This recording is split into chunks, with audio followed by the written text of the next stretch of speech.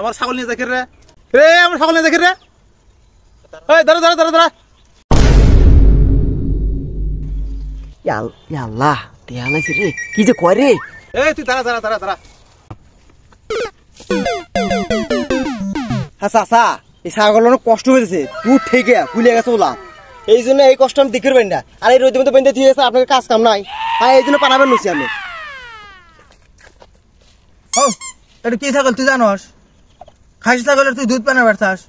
তোর সাহস কম না তোর আমি কি ধর দেখা পাস না